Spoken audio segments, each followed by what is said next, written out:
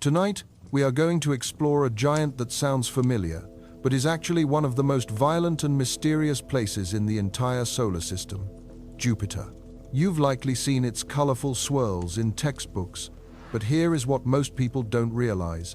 When you truly grasp the forces at play here, it changes how you see our own existence. It's not just a gas giant. It is a cosmic guardian that has endured impacts equivalent to 300 million atomic bombs to keep our world safe. From mushball hailstones made of ammonia slush to hidden oceans with twice the water of Earth, Jupiter challenges our ability to comprehend what is possible in nature. By the end of this journey, you're going to understand why nothing in the cosmos is as it seems, and why this planet is the ultimate key to our survival. Before we dive deeper into the swirling storms of the Great Red Spot, if you find this kind of deep exploration fascinating, a quick like or subscribe really helps this channel grow. But more importantly, I want to hear from you. We are all passengers on this tiny blue dot, looking up at the same stars. What time is it for you right now? And where in the world are you watching this from? Please leave a comment below. Let's see how far our community of explorers reaches across the globe today. Jupiter presents a world of vast, swirling storms and intense radiation, a place of profound beauty whose immense mass subtly influences the motion of the Sun itself. It has become one of the most closely examined objects in our solar system, having been studied through 7 flybys and by 2 orbiters, one of which remains operational, with 2 additional missions already planned. This ongoing exploration seeks to resolve some of the planet's most enduring questions, such as the origin of its distinctive red coloration, its fundamental composition, and the nature of what lies beneath its obscuring clouds. Of particular interest is the Great Red Spot, and understanding Jupiter's role as a guardian of the solar system makes delving into its mysteries all the more compelling. As the 5th planet from the Sun, Jupiter resides on the far side of the asteroid belt, its path situated between the orbits of Mars and Saturn. It travels at an average distance of 778 million kilometers, or 5.2 astronomical units, from the Sun, taking 12 Earth years to complete one full revolution. The planet's axial tilt is a minimal 3 degrees, meaning that unlike Earth and Mars, it experiences very little seasonal change. Much like Saturn, Jupiter is oblate, with a radius at its equator that is greater than at its poles. It is a colossal planet, the largest in our solar system, with a mass that is 1,000th that of our Sun.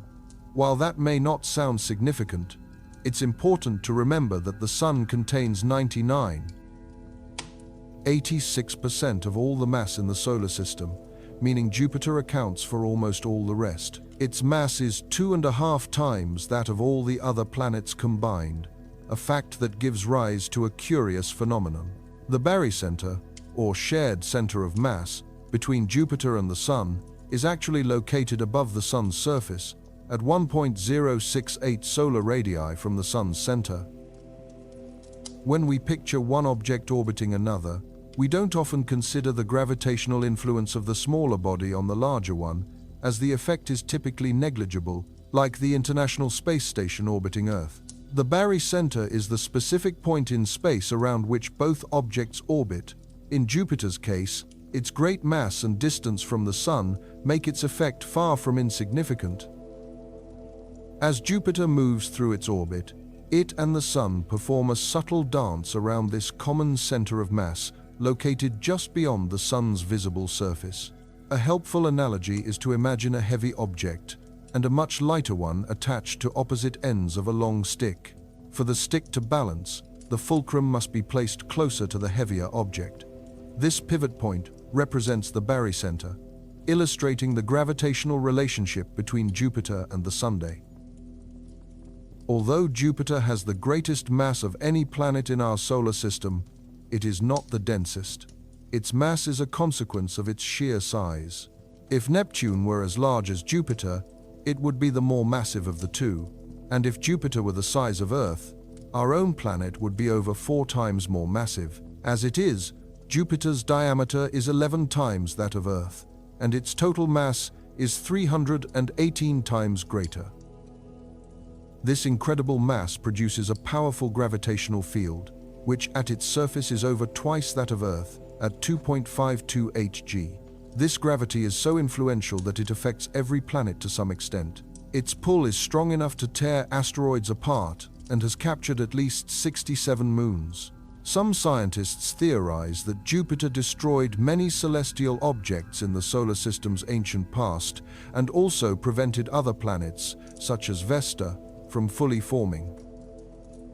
Researchers even predict that Jupiter's gravity is perturbing Mercury's already eccentric orbit enough that in a few billion years, the tiny planet may either crash into the Sun or be ejected from the solar system. For now, however, it often serves as a protector for the four inner planets, acting as a cosmic vacuum cleaner that either absorbs dangerous objects like long-period comets or nudges their orbits, giving them the energy to leave the solar system entirely. Even though Jupiter is 5 times farther from the Sun than Earth is, it can be the third brightest object in our night sky, outshone only by the Moon and Venus. With a maximum magnitude of -2.94, its brilliance is so pronounced it can actually cast faint shadows on Earth. This visibility makes it an excellent target for amateur astronomers, and as consumer telescopes have improved in recent years, the level of detail that can be seen from a backyard has become truly amazing. The planet's famous patterns originate in a cloud layer that is only about 50 kilometers thick, containing ammonia crystals similar to those on Saturn. The coloration comes from compounds known as chromophores, which rise from deep within Jupiter and interact with the Sun's ultraviolet light when they reach the clouds, creating the spectacular multicolored bands. This is a dynamic cycle, and the face of Jupiter can change dramatically over time. While the colors of the bands shift, their actual latitudes remain consistent enough to be given identifying designations, though they can vary in width. A great deal of turbulence and storm activity occurs where these bands meet, and this is the engine behind Jupiter's very famous Great Red Spot. This enormous storm is so large that the diameter of Earth could easily fit within it. It has persisted for as long as we have known, having first been discovered in the 17th century, and it may well be a permanent feature of the planet. Interestingly, however, it has decreased in size since observations began. The reason for its reddish color is unknown, and the spot's color can vary greatly, from a deep brick red to almost white. The most recent theory suggests its color is caused by chemical compounds being broken up by UV light from the Sun, much like the process that happens across the rest of the planet. The storm itself is situated much higher in the atmosphere than the surrounding clouds, allowing it to interact with sunlight more intensely. This altitude could explain why its color can be much stronger than anything else around it. But Jupiter is home to more than just one scientifically interesting storm. Another, known as Red Spot Junior, is also a subject of intense study. A prominent atmospheric feature on Jupiter today is a storm that resulted from the convergence of 3 smaller storms between 1998 and 2000. So far, this vortex has managed to steer clear of its much larger neighbor and appears to be a stable, long-lasting presence on the planet. It could potentially endure for hundreds of years, provided it doesn't meet the same end as a similar storm that was ultimately absorbed directly into the Great Red Spot. This raises a fundamental question about the planet's composition. Much like Saturn, Jupiter's atmosphere gives way to layers of hydrogen that transition from gas to liquid and then to a metallic form with increasing depth. The deeper one travels into the planet, the more extreme the pressure becomes. Under these immense forces, hydrogen begins to behave like a metal. Beneath this metallic hydrogen layer, scientists theorize there is a core of ice or rock. Because the incredible pressures inside Jupiter cannot be replicated in laboratories on Earth, the exact properties of the materials at its core remain largely a mystery. The planet's makeup is estimated to be roughly 90% hydrogen and 10% helium, with trace amounts of other substances like methane and ammonia. Jupiter's rotation is extraordinarily swift, faster than any other world in our solar system, completing a full turn in just 10 hours. However, since it is not a solid body, it experiences differential rotation. A day at its poles is about 5 minutes longer than a day at its equator. A common point of curiosity is why such a massive planet, composed primarily of flammable hydrogen, did not ignite to become a star. The simple answer is that stellar ignition doesn't function like simple combustion, and in any case, Jupiter lacks the significant quantities of oxygen needed for such a reaction. Stars generate their immense energy through nuclear fusion, a process triggered by the colossal pressures at their cores. Current models suggest that for Jupiter to initiate fusion, it would need to be approximately 75 times more massive than it currently is. An interesting detail, however, is that its physical volume is not dramatically different from that of the smallest known red dwarf stars, and as some images reveal, Jupiter does possess a ring system. While it is nowhere near as spectacular as Saturn's, the planet is encircled by 4 distinct rings. The main ring is quite bright despite being very thin, while the others are considerably wider but also extremely faint. This main ring spans about 6,000 kilometers in width and contains a distinctive feature known as the Metis notch. Another of Jupiter's remarkable characteristics is its incredibly powerful magnetosphere, which is 14 times stronger than Earth's. This immense magnetic field is generated by the planet's core of liquid metallic hydrogen, making it the most powerful of any planet in the solar system, surpassed only by the magnetic fields found in the Sun's sunspots. This powerful field is significant for 2 main reasons. First, the magnetosphere funnels the solar wind toward the planet's poles, creating magnificent aurorae. Second, it shields Jupiter's 4 largest moons, which orbit within its protective boundary, from the harsh solar wind. This suggests that these moons may not have needed to develop strong magnetic fields of their own, as Jupiter provides that protection for them. This does not, however, mean they are entirely safe from harm. An intriguing and hazardous feature of this system is the powerful radiation band that encircles Jupiter, a band so intense it has disabled probes that have attempted to pass through it. The innermost large moon, Io, orbits directly through the most intense part of this radiation, receiving a dose of 3,600 rem per day on its surface. For context, a human exposed to this level of radiation would not survive for more than about 4 hours, making it a profoundly inhospitable environment. Regarding the Jovian moons, there are 67 known natural satellites. Of these, 51 have diameters of less than 10 kilometers. The largest, known as the Galilean moons, are among the most massive in the entire solar system. These 4 worlds, Io, Europa, Ganymede, and Callisto, are each fascinating in their own right. Ganymede holds the title of the largest moon in the solar system and is, in fact, larger in diameter than the planet Mercury. Contemplating an infrared image of Jupiter, which shows the immense scar left by a cosmic impact, underscores the planet's protective role. An object of that size striking Earth could have been an extinction-level event. We can be grateful for Jupiter's presence, not just for its visual splendor, but for its stabilizing influence on our solar system. Yet, to truly understand this giant, we must look beyond what our eyes can see. We are familiar with the appearance of planets in the visible light spectrum, Saturn's pale gold, the red bands and swirling clouds of Jupiter, or Neptune's deep blue. But planets also emit and reflect light in wavelengths our eyes cannot perceive, such as infrared and ultraviolet. What becomes visible in these other spectra often provides far more valuable information to scientists than a planet's appearance in natural light.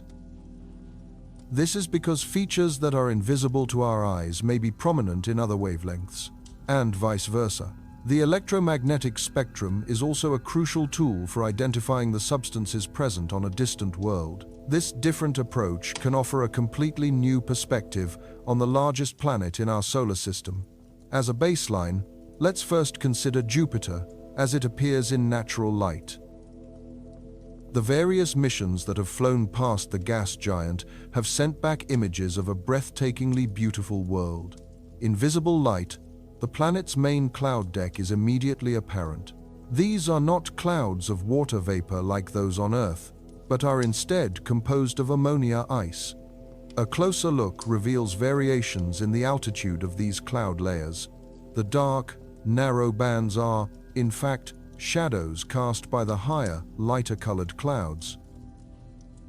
It appears that the greater the altitude of these clouds, the brighter they become, a pattern clearly visible in the snowy white, high-altitude pop-up clouds. The exact mechanism behind the rich palette of colors in Jupiter's atmosphere is not yet fully understood. The leading theory suggests that it is caused by chemical compounds from deep within the planet, welling up to the highest altitudes. Once exposed to ultraviolet radiation from the sun, these compounds darken and then eventually sink back down into the lower atmospheric layers. But as is clear from these images, Jupiter's ammonia cloud deck is opaque. If visible light were the only tool we had, our understanding would be limited to this outer veil, unable to peer into the depths below. Without instruments capable of perceiving wavelengths beyond our own vision, the great majority of Jupiter would remain an enigma. Fortunately, certain windows in the infrared spectrum can unveil the planet in an entirely new way. Observing Jupiter at the 4.68 micron wavelength is particularly striking, as this view reveals the planet's own thermal energy. What's fascinating in a view captured by the Gemini Observatory is that the brightest areas correspond to the reddish, lower-altitude atmospheric bands.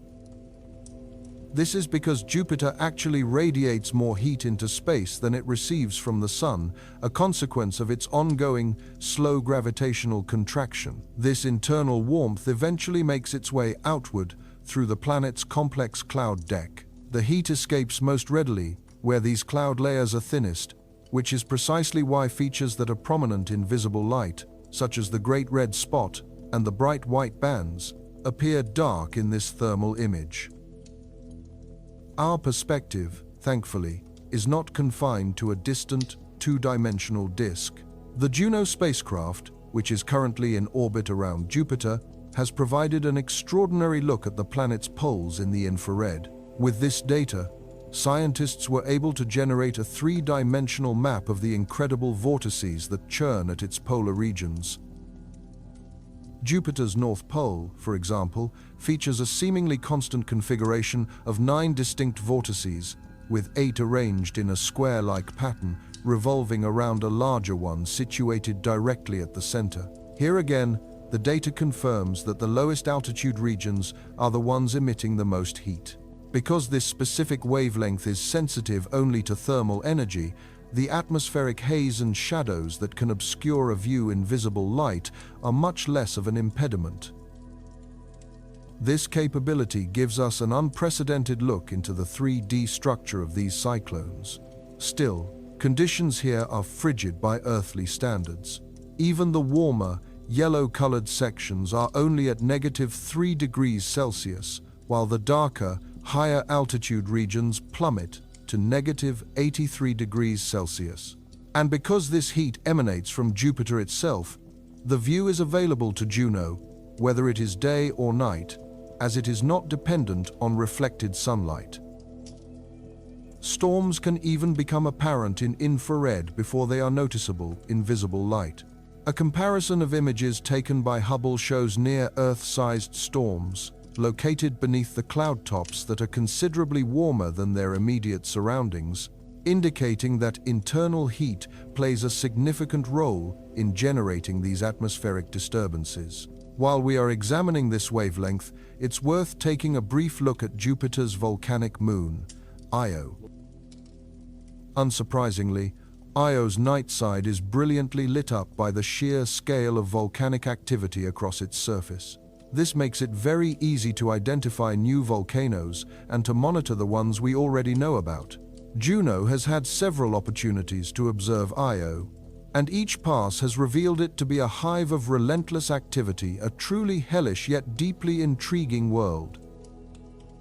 In fact, all of the Galilean moons have been examined in infrared, using specific wavelengths that can reveal different characteristics. For instance, an infrared view of Europa from the Galileo probe, taken in the 1.5 micron water band, allows us to see where water is present. In the resulting image, the deep blue areas represent the purest water ice, whereas other colors indicate a mixture of water ice with other minerals. This method is called spectroscopy, and it allows scientists to ascertain which molecules are on a planet without having to physically land there. The principle is that when white light reflects from a particular atom or molecule, that substance will absorb a specific band of light and reflect the rest. By analyzing the missing band of light, we can determine what the molecule is. It is therefore useful to think of this image less as a photograph and more as a graph of data, where colors are arbitrarily chosen by a scientist to represent the locations of certain molecules. If we look at another image of Europa, this one showing the absorption band for sulfuric acid, it is the brighter regions this time that show where the substance is most abundant. This abundance is found around the cracks in the surface, which may suggest it comes from the ocean below the crust. It is also found on the trailing side of Europa, visible on the top left of the image. It seems that as Europa orbits, it is bombarded by sulfur ions. And incredibly, this sulfur probably originated from the volcanic eruptions on Io. Turning to a crater on Callisto, infrared data has been overlaid onto a visible light image, where reds indicate more water ice and blues show less. This is one of the highest resolution infrared images we have of a body around Jupiter. With this particular frame being only 200 kilometers across, it adds a great deal of information you would not get from the visible light image alone. Specifically, there is a concentration of water in the crater, but a ring directly around it where no water is present. Then, water appears again in the ray system extending away from the crater. The icier regions likely come from the impactor exposing the ice beneath the surface, but the reason for the ring between the central crater and the debris from the ray system is something of a mystery. Perhaps the icy debris from the impact did not start to land on the ground until it reached that particular distance. In any case, this image shows that non-ice materials make up only a thin layer on the top of Callisto's surface. So what does Jupiter look like through different bands of infrared? A composite image provides a remarkable perspective. The top left and right images are taken in 1.61 and 2.73 microns respectively, and in these bands we can see the cloud deck similarly to how we see it in visible light. In the middle, however, we are looking only through 2.17 microns, which is the absorption band of hydrogen.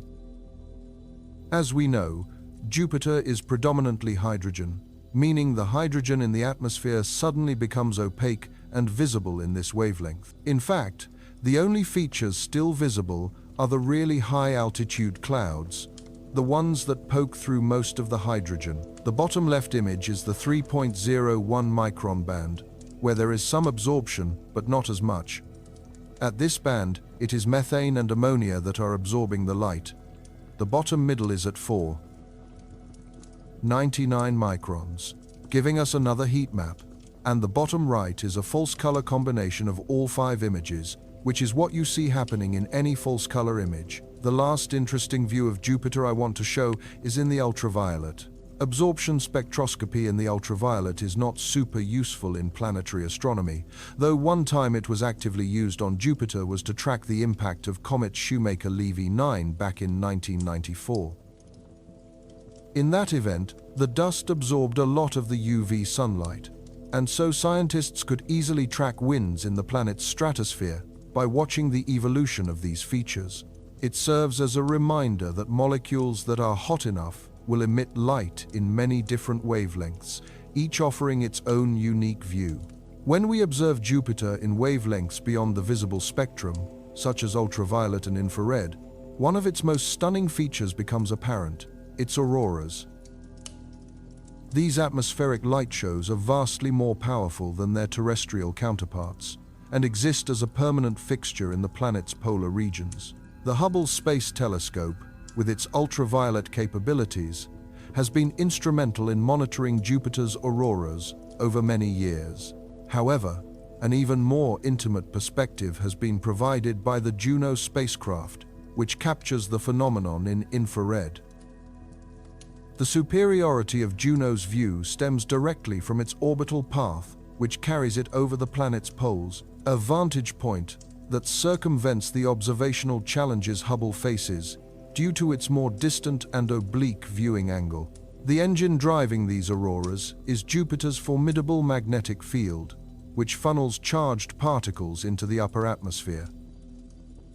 A significant source for these particles are the magnetic flux tubes that form an invisible bridge between the gas giant and its volcanically active moons. This multi-wavelength approach, utilizing spectroscopy to analyze absorptions and fluorescence, offers a profoundly deeper understanding of a world than visible light alone could ever provide.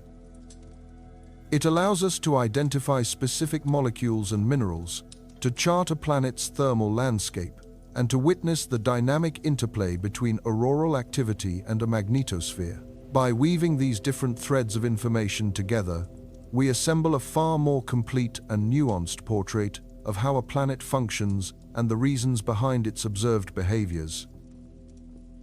In July of 1994, scientists across the globe were transfixed by an event of unprecedented scale: the collision of comet Shoemaker-Levy 9 with Jupiter.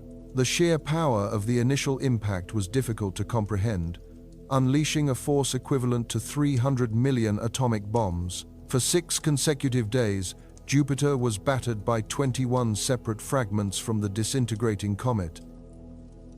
These impacts generated colossal plumes of debris that surged an astonishing 3,000 kilometers above the cloud tops, an incredible feat against the planet's immense gravitational pull. At the moments of collision, Jupiter's atmosphere was flash-heated to temperatures soaring to 30,000 degrees Celsius. The comet itself was traveling at a blistering speed of 216,000 kilometers per hour, with its largest fragment estimated to be 2 kilometers in diameter.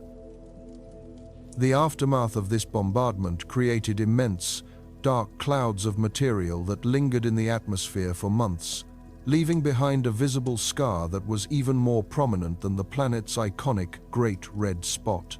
While collisions of this magnitude are not entirely unknown in the history of our solar system, which bears countless scars from major impacts, they are exceedingly rare on a human timescale. Scientists theorize, for example, that a massive asteroid struck Earth at the close of the Cretaceous period, an event widely believed to have precipitated the extinction of the non-avian dinosaurs. The opportunity to witness such an event unfold in real time was therefore an extraordinary and perhaps once-in-a-lifetime occurrence. The story of this cosmic encounter began in 1993, when astronomers Carolyn and Eugene Shoemaker, along with David Levy, were working at California's Palomar Observatory. They identified a peculiar periodic comet, which means it has an orbital period of less than 200 years. What made this object so unusual was that it had been captured by Jupiter's immense gravitational field and was orbiting the planet, not the Sunday. While most comets in our solar system follow a solar orbit, Jupiter's status as the largest of the 8 planets by a significant margin gives it the gravitational influence to capture passing objects. Indeed, many of Jupiter's irregular moons are thought to be asteroids and comets that were similarly captured long ago, their volatile surface materials having since dissipated. This particular comet, however, had other distinguishing characteristics. It was exceptionally large, so much so that scientists estimate the frequency of a similar-sized impact is roughly a 1 in 6,000 year event. Another intriguing detail was that the comet was not a single body but was instead broken into a train of fragments, likely torn apart by Jupiter's powerful tidal forces during a previous close approach. Most striking of all, however, was its highly eccentric orbit. Orbital eccentricity is a measure of how much an orbit deviates from a perfect circle, where 0 is perfectly circular and 1 represents the boundary where an elliptical orbit becomes an open, hyperbolic path. The orbit of Shoemaker-Levy 9 had an eccentricity of over 0.998, indicating an extremely elongated and unstable path. It did not take long for astronomers to realize this trajectory created a distinct possibility that the comet would collide with Jupiter.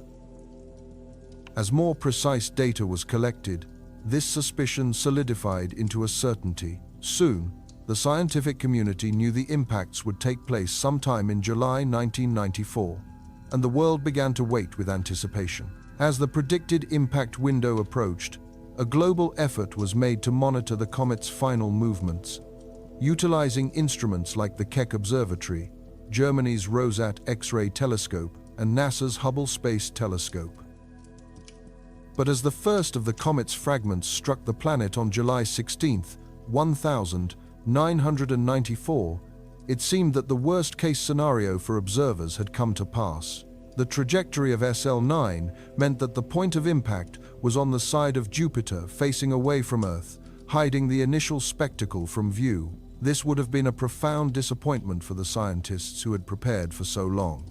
As fortune would have it, however, not all of our observatories were located on Earth.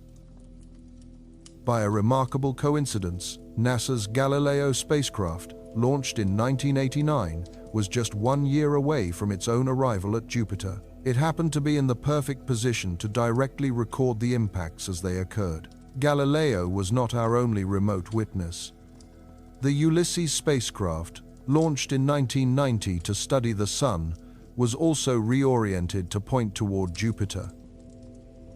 Even NASA's Voyager 2, then located a distant 44 astronomical units away, was programmed to use its ultraviolet spectrometer to monitor radio emissions from the crash site. Each of these probes paused its primary mission, collaborating to ensure humanity could witness this extraordinary event.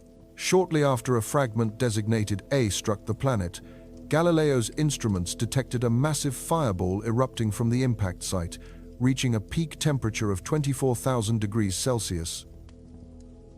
The resulting plume of superheated gas and debris rapidly expanded, rising 3,000 kilometers, a scale that, if placed on Earth, would stretch the entire length of Australia from north to south. This was a surprising development, as scientists had not expected to see such prominent fireballs. A few minutes later, the ejected material began to rain back down into Jupiter's atmosphere, burning up on re-entry and turning the region into a raging furnace.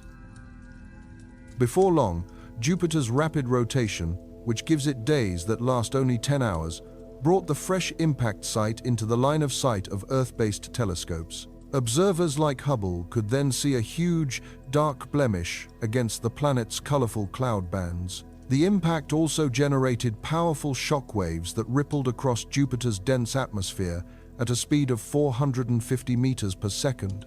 And this was merely the beginning. For 6 days, between July 16th and July 22nd, the fragments of Shoemaker-Levy 9 continued to bombard the giant planet, one after another. The story of the impact began to unfold on July 18th, when a piece of the comet, designated Fragment G, descended into Jupiter's atmosphere. The force of this single collision was immense, producing a blast with 600 times more power than every nuclear weapon on Earth combined. In its wake, it scarred the planet with a colossal dark spot, an atmospheric wound that stretched to the diameter of our own world. While the initial impact was undeniably spectacular, the period that followed proved to be equally valuable for science. The clouds of debris thrown high above the planet gave researchers an unprecedented opportunity to study the movements and structure of Jupiter's atmosphere. It was a unique window that also offered a first-ever look at the chemical makeup of the gas giant beneath its thick, obscuring cloud tops. As the material ejected by the impact became visible, spectroscopic readings allowed scientists to identify its constituents. Their instruments detected diatomic sulfur and carbon disulfide, as well as heavy elements including silicon, iron, and magnesium. A particularly interesting discovery was the presence of substantial amounts of water, something that planetary scientists had not necessarily expected to find. This very finding continues to inform modern exploration, as one of the primary objectives for NASA's Juno probe is to locate where this water is now hiding within Jupiter's atmospheric layers. However, the event carried more unsettling implications. One of the most profound was the realization that planets could still be struck by large celestial bodies.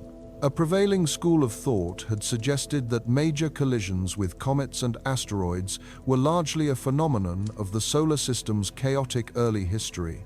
The Shoemaker-Levy 9 event made it abundantly clear that incredibly destructive impacts were still a present-day possibility. This raised a critical question. Had humanity just witnessed an exceptionally rare occurrence by chance, or do these events happen more frequently than we had imagined?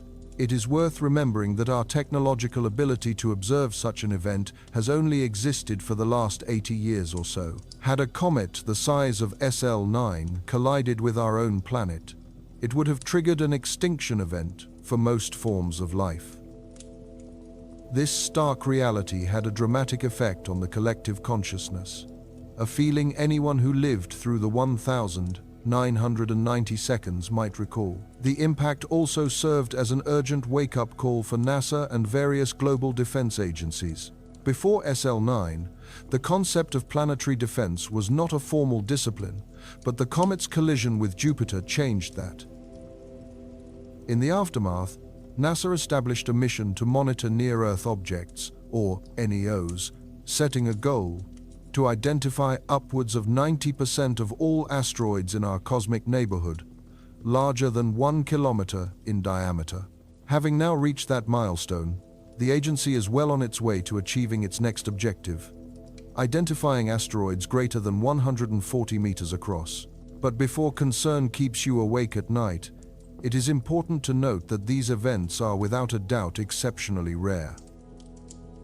There is also, perhaps, a comforting side to the story of SL9's impact. Jupiter is a planet of enormous mass, which gives it a powerful gravitational influence. Because it resides in the outer solar system, some scientists now believe it may function as a kind of cosmic vacuum cleaner. We know that Jupiter endures approximately 2,000 to 8,000 times as many cometary impacts as Earth does.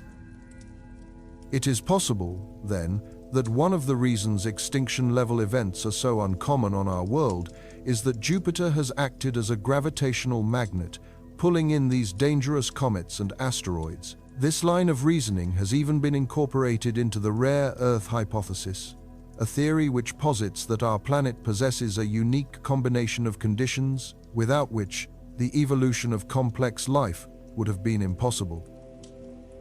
This hypothesis, however, is not universally accepted, and in any case, we remain a long way from being able to prove it. So, while the exact probability of a massive comet or asteroid striking the Earth remains unknown, the collision of SL9 with Jupiter has certainly advanced our understanding of these cosmic events. Moreover, it was an unquestionably spectacular moment, a celestial event that treated observers to one of the most impressive displays of power ever witnessed by human eyes. Perhaps one day we will have the chance to see something even bigger, but hopefully not from too close. While there have been other explosive terrestrial events, such as the 2022 Tonga volcanic eruption, the winner for now is clear. The biggest explosion ever observed on a planet is Shoemaker-Levy 9, and by that standard, the competition seems vanishingly small. Although planets tend to receive most of the attention in school textbooks and from space agencies, there are smaller, less familiar worlds in our solar system that are every bit as interesting. 4 of these are known as the Galilean moons, which are Jupiter's 4 largest natural satellites. What is so fascinating about them is how profoundly different they are from one another, despite being in such close proximity. Among them, you have a world of volcanoes, a moon that holds one of the best chances for harboring life anywhere we know of, the single biggest moon in the entire solar system, and an ancient, scarred world, whose surface tells a story reaching back to the solar system's very beginning. These special worlds are so compelling that they will be the subject of 2 separate missions this decade from both NASA and ESA. Our exploration begins with the innermost of these moons, Io. To understand Io, it helps to appreciate its context within the broader Jovian system. Jupiter has 79 moons that have been discovered so far. A few of these orbit very near the planet, moving within and around its faint rings. Just beyond this region are the 4 large moons, known as the Galilean moons, named for Galileo, who first observed them in 1610. From the closest to the farthest, they are Io, Europa, Ganymede, and Callisto. Much farther out are the irregular moons of Jupiter, a collection of smaller bodies in more distant orbits. Io travels remarkably close to Jupiter, maintaining an orbit only 350,000 kilometers above the planet's cloud tops. This proximity means that from the surface of Io, Jupiter would dominate the sky, appearing 39 times larger than our own moon does from Earth. Io completes an orbit around Jupiter in just 42.5 hours, a stark contrast to our moon's month-long journey. At certain points in its orbit, the tidal bulge raised on Io's surface is thought to reach as high as 100 meters. This effect is a more extreme version of what we see on Earth, where the moon's gravity causes ocean tides. Here, the difference between high and low tide is usually only about 2 meters. By comparison, Io is subjected to 300% more tidal force, a direct result of its closeness to the most massive planet in the solar system. The gravitational influence from Jupiter and the other large moons prevents Io's orbit from becoming less eccentric, which means this constant tidal flexing is not going to end anytime soon. A day on Io lasts for the same amount of time as its orbital period, a state known as being tidally locked to Jupiter. Much like how we can only ever see one face of our moon from Earth, only one side of Io is ever visible from its parent planet. Io is a fairly large moon. Although it is the second smallest of the Galilean satellites, its size is comparable to Earth's moon, and it shares a similar density, which translates to a similar amount of surface gravity. But what is truly interesting is that Io has the highest density of any moon in the solar system, just one of its many unique characteristics. Another is its composition.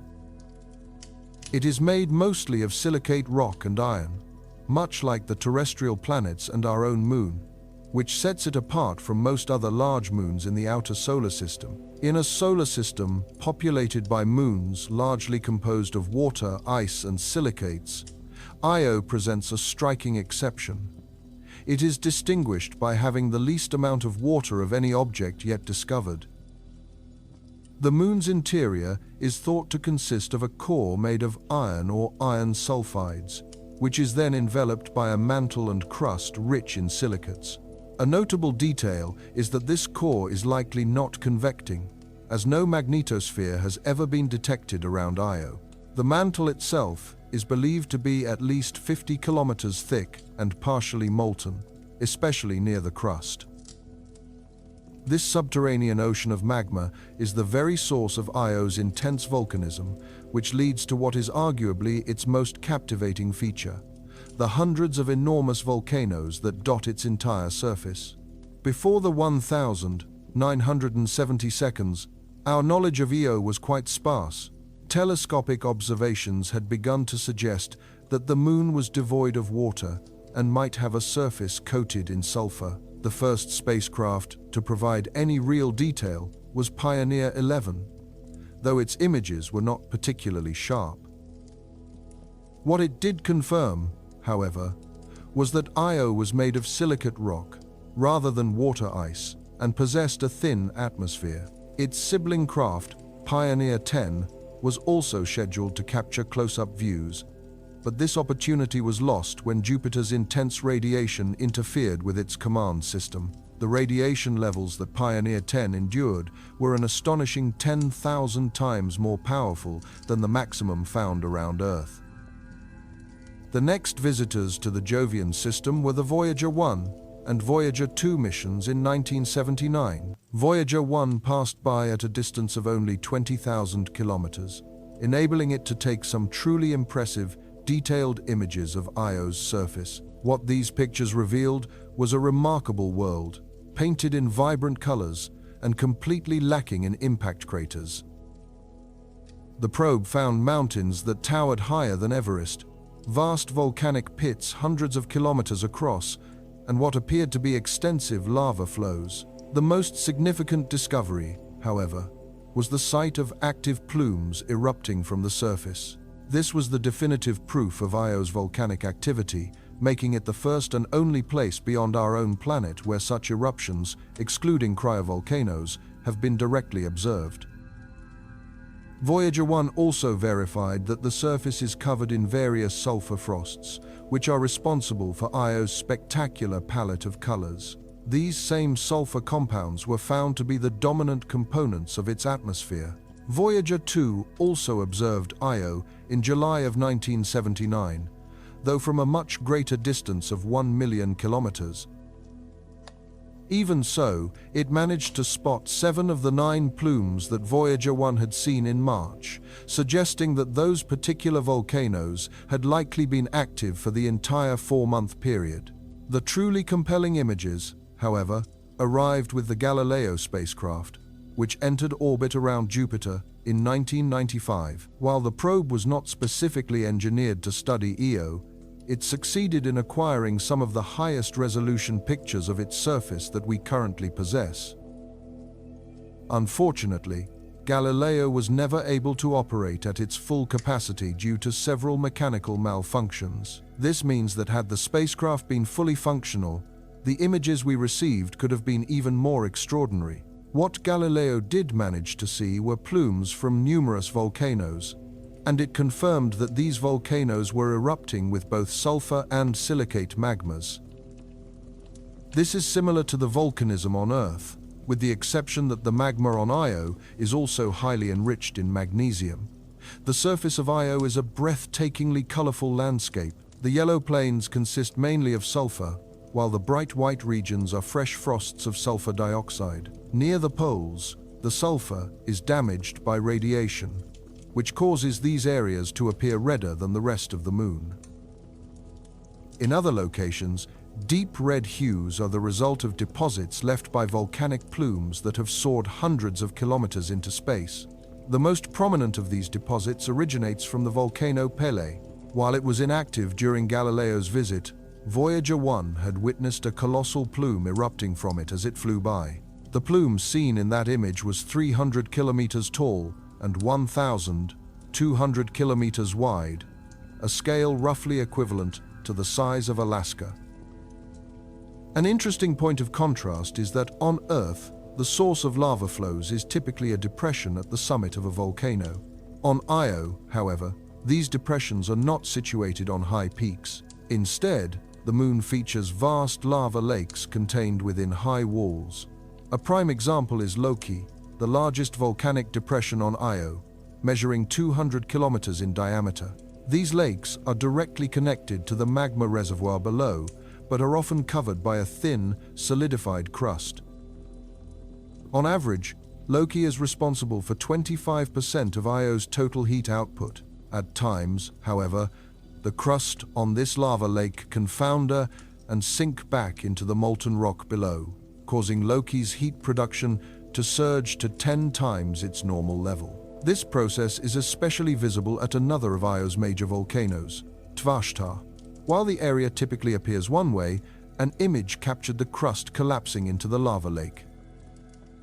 In this particular view, where there is only white, the radiant energy from the resulting curtain of lava was so powerful that it completely saturated the camera's sensor. In 2007, the New Horizons spacecraft used Jupiter for a gravity assist on its journey to Pluto.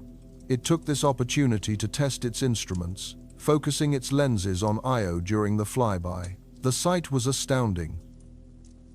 Tvashtar, the volcano just mentioned, was in the midst of a full eruption, with its plume visible hundreds of kilometers above Io's surface.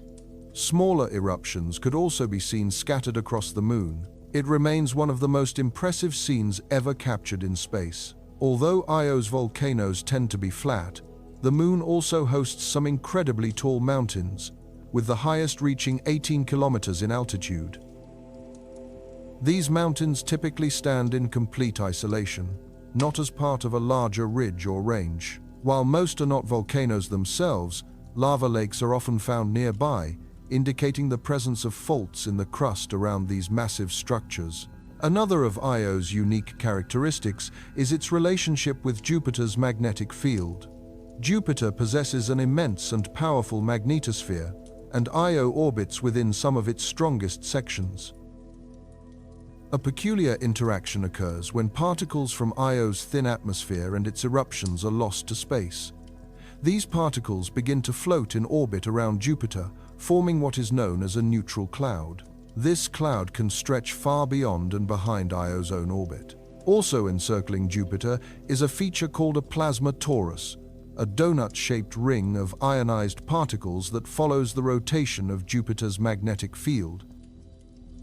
This plasma torus spins much faster than Io orbits, moving at 70 kilometers a second compared to Io's orbital velocity of 17 kilometers a second.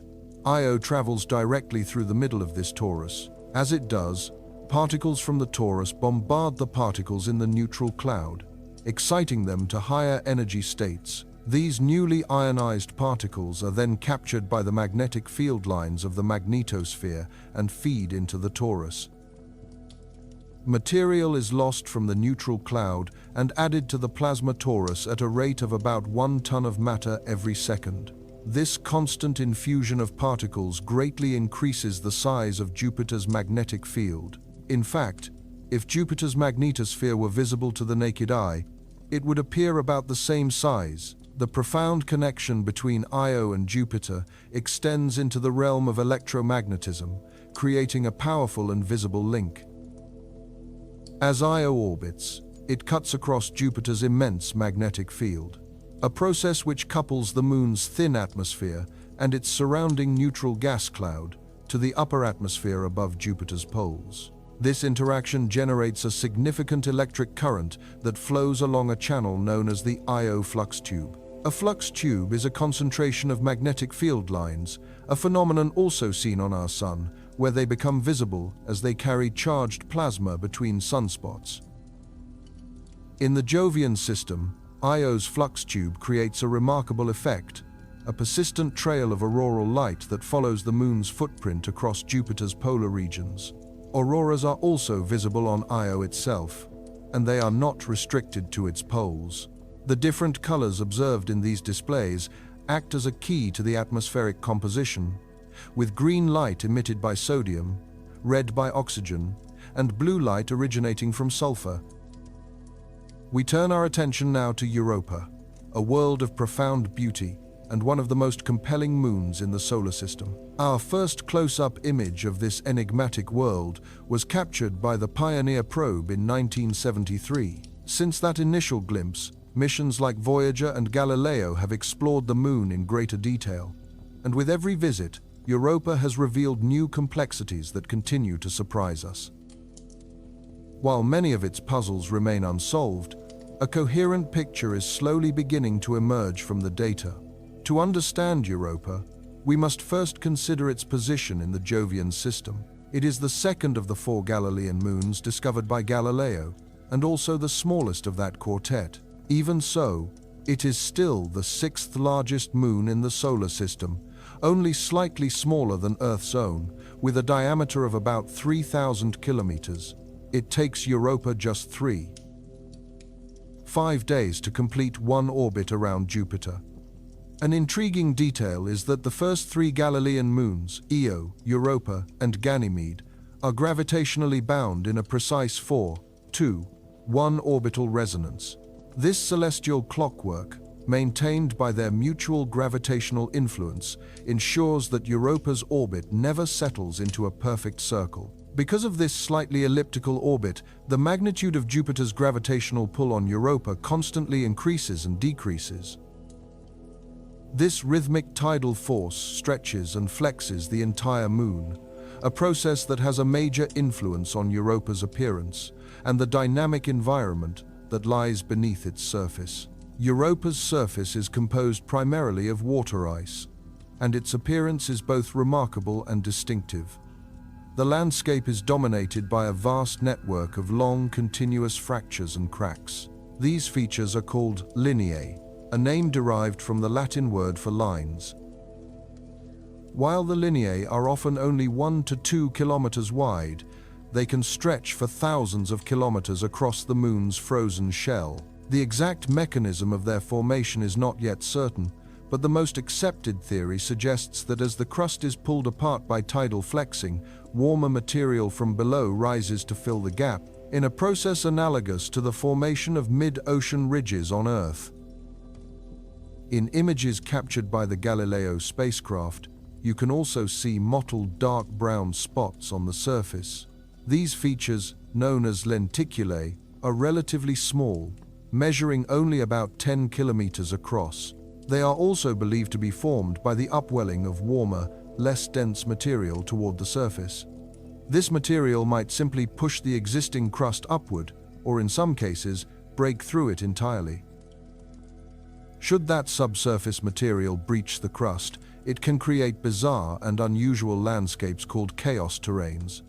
These are regions of rough, jumbled blocks of ice surrounded by a comparatively smooth surface. These areas are thought to be geologically soft and may hold important information about the world that lies beneath Europa's ice. Data from Galileo also hinted that Europa's equator might be covered in fields of icy spikes known as penitentes. These vertical formations, which could be up to 15 meters high, would have been sculpted by the effects of direct, overhead sunlight. Interestingly, penitentes are also found on Earth in dry, high-altitude regions, though they are nowhere near as large as those theorized to exist on Europa. Despite being roughly the same age as the solar system, Europa is almost entirely free of craters. It has fewer than 50 major craters, a stark contrast to Earth's moon, which has more than 5,000 craters with a diameter greater than 25 kilometers. This striking absence of impact scars indicates that Europa's surface is constantly changing and being reformed. Current models suggest the surface is only about 30 to 180 million years old, which is exceptionally young in geological terms. Furthermore, Europa's icy shell is the smoothest surface of any known solid object in our solar system. Its crust also has an albedo, or light reflectivity, of 0.64, which is among the highest of all moons. This high albedo makes Europa 5 times brighter than our own moon. The surface is constantly subjected to an intense blast of radiation from Jupiter's magnetosphere. The radiation level on Europa is equivalent to a dose of about 5,400 millisieverts per day, an amount that would be lethal to a human in a single day. This relentless energy is thought to be responsible for the reddish-brown coloring spread across the moon's cracks and fractures. The color is believed to come from salt and sulfur compounds mixed with the water ice, which are then chemically modified by the radiation. A recent study from JPL proposed that Europa might even glow in the dark. As energetic ions from Jupiter's radiation penetrate the surface, they would energize the molecules within the ice, causing them to release that energy as visible light. Unfortunately, because Earth is always between the Sun and Europa's night side, we cannot observe this phenomenon from home and must wait for future missions to confirm it. The radiation from Jupiter also plays a key role in creating Europa's atmosphere. The Moon possesses a very tenuous atmosphere composed mostly of oxygen. Unlike on Earth, this oxygen is not produced by life, but by a process called radiolysis. In simple terms, radiation bombards the water ice on the surface, splitting the H2O molecules into their constituent oxygen and hydrogen. Because it is so light, the hydrogen escapes Europa's gravity, while a significant portion of the heavier molecular oxygen remains. The hydrogen and oxygen that do escape form a diffuse, neutral cloud of gas that follows Europa along its orbit around Jupiter. In 2012, the Hubble Space Telescope made a landmark discovery, detecting plumes of water vapor erupting from Europa's south polar region. These plumes were estimated to rise as high as 200 kilometers from the surface. Then, in 2018, astronomers re-examining old data from the Galileo mission with new analysis techniques found additional evidence of this plume activity. A dedicated mission to study these plumes could help us understand the Moon's interior without ever needing to land. Because what may lie beneath that solid ice surface is perhaps the most fascinating thing about Europa. There is strong evidence for a global ocean of liquid water, nestled between a rocky mantle and the water ice crust. The very first clue that this incredible ocean world was hidden under its surface was provided by a series of magnetic field measurements. Observations from the Voyager and Galileo missions in 1979 and the late 1990 seconds revealed a profound change in Europa's magnetic field, a shift that strongly implies the presence of an electrically conductive fluid, like a saltwater ocean, beneath the icy surface. Further evidence for this hidden layer comes from the Moon's crust, which appears to rotate at a slightly different speed than its rocky interior. This decoupling is only possible if the icy shell is not rigidly attached to the mantle, but instead floats freely on a liquid ocean, completing one full, slow revolution around the Moon approximately every 12,000 years. This independent motion of the crust also provides an elegant explanation for the vast network of linear fractures, or lineae, that crisscross Europa's face. Standard tidal flexing from Jupiter would concentrate stress and form cracks at predictable locations on a static crust. However, because the shell is constantly shifting its position over geological time, these stress points are distributed all across the globe, resulting in the complex, overlapping web of features we see today. Europa resides in a cold, distant realm, orbiting the Sun at a distance of 780 million kilometers, which is 5 times farther than Earth. This great separation means the sunlight reaching its surface is about 25 times fainter, providing almost no heat to any of the moons in the Jovian system. Unsurprisingly, Europa's surface is deeply frozen, with average temperatures of about -160 degrees Celsius at the equator and a staggering -220 degrees Celsius at the poles, making its icy crust as hard as granite rock. The heat that sustains its subsurface ocean comes not from the Sun, but from Jupiter itself. As Europa orbits the gas giant, immense gravitational forces cause the Moon to constantly flex and stretch, generating significant frictional heat in its core. This internal geothermal activity is believed to be what keeps the vast ocean in a liquid state, insulated beneath a solid ice shell estimated to be just 15 to 25 kilometers thick. The ocean itself may be anywhere from 60 to 150 kilometers deep. What is particularly remarkable is that while Europa's diameter is only 1/4 that of Earth, its hidden ocean may contain more than twice the total volume of water in all of Earth's oceans combined. The most tantalizing aspect of this ocean is the scientific consensus that it is in direct contact with Europa's rocky silicate mantle. This interface could provide the 3 key ingredients for life as we know it: liquid water, essential minerals leaching from the rock, and a source of energy from the tidally heated core. Scientists are highly confident not only that the ocean exists, but that it is a chemically dynamic environment where tidal heating could power hydrothermal vents on the ocean floor. On Earth, such vents support entire ecosystems far from the reach of sunlight, making Europa one of the most compelling places in the solar system to search for life. To investigate these profound possibilities, NASA's Europa Clipper spacecraft is scheduled for more than 40 close flybys of the Moon, arriving late in the 2022. The European Space Agency is also mounting its own mission called JUICE, the Jupiter Icy Moons Explorer, which will investigate Jupiter and its three large moons, Ganymede, Callisto, and Europa, on a similar timeline. These probes are specifically designed to study Europa's tenuous atmosphere and search for water plumes erupting from the surface. NASA is also planning a subsequent Europa lander mission for the more distant future.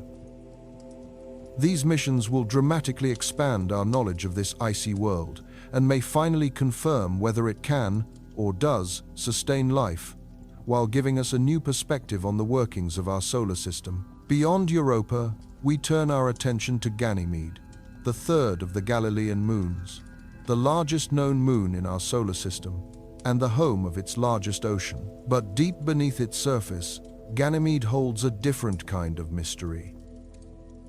Among Jupiter's 79 moons, Ganymede is the largest of the four Galilean satellites, with an impressive diameter of 5,268 kilometers. This makes it 0.41 times the diameter of Earth and 1.02 times larger than Saturn's moon Titan, which was once thought to be the largest until its thick atmosphere was accounted for. Ganymede's volume is even 26% greater than that of the planet Mercury, though it is far less massive. This disparity comes down to its average density of 1.9 grams per cubic centimeter, compared to Mercury's dense 5.4. This low density is a direct result of its composition. Like Europa, Ganymede's surface is a thick crust of water ice, extending 150 kilometers down. Beneath this shell lies a truly vast ocean of liquid water, so immense that it contains more water than all of Earth's oceans and seas combined. With an estimated average depth of 100 kilometers, 10 times deeper than our planet's deepest trench. This means Ganymede is only about 50% rock, with the rest being water and small amounts of other materials. Its name, drawn from classical mythology where a boy named Ganymede served as cupbearer to the god Jupiter, seems perfectly suited for a moon carrying so much water. Intriguingly, Ganymede also has a very thin oxygen atmosphere, which raises the question of its habitability. While the possibility of life cannot be ruled out, several features make it unlikely. The atmosphere is far too thin to support life as we know it, with a pressure hundreds of billions of times less than Earth's. A more fundamental problem may lie at the bottom of its enormous ocean. The water is so deep that the sheer pressure would likely compress the liquid at the very bottom back into a solid layer of high-pressure ice. This ice would form a barrier between the liquid ocean and the rocky core, likely preventing any life-sustaining minerals from geothermal vents from ever reaching the water above, a key difference that sets it apart from its promising neighbor, Europa. This detail once made Ganymede a less likely candidate for life, but growing evidence suggests its ocean is salty, a factor that could fundamentally reshape our understanding of the moon's interior. Current models indicate that a saline ocean might lead to a series of distinct liquid layers, separated by intervening sheets of ice. If this complex structure exists, the innermost ocean layer could indeed be touching the rocky core, which would significantly elevate the chances of life finding a foothold there. Yet beneath Ganymede's ice and water lies something else entirely, a feature so unexpected that scientists do not yet have a definitive explanation for it. In a way that seems to defy its nature, Ganymede produces its own magnetic field. The existence of this magnetosphere was first confirmed by researchers in 1996, when the Galileo spacecraft executed a series of flybys of the icy world. The key indicator of such a field is the presence of auroras, and remarkably, these shimmering lights were detected in Ganymede's thin atmosphere.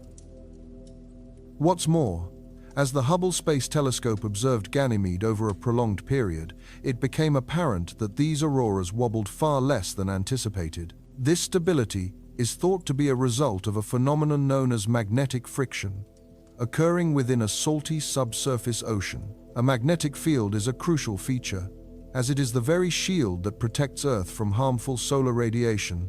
allowing life to thrive. The field surrounding Ganymede, however, doesn't offer complete protection. Its position deep inside Jupiter's immensely powerful magnetic field and radiation belt means it is still subjected to a constant barrage of high-energy particles. The surface of Ganymede receives a dose of about 5 to 8 rem, enough to cause severe illness or death in a human within just 2 months. Even so, this is a significant improvement over the conditions on its neighboring moons that orbit closer to the gas giant. The perplexing question for scientists is why this magnetic field exists at all. Our own planet's core is hot and molten, and convection currents within this liquid metal move electrons, which in turn generates the magnetic field that envelops us. This process, however, is not expected to be happening on Ganymede. The Moon is smaller than Earth, and considering its size and composition, scientists believe its core should have cooled and solidified long ago.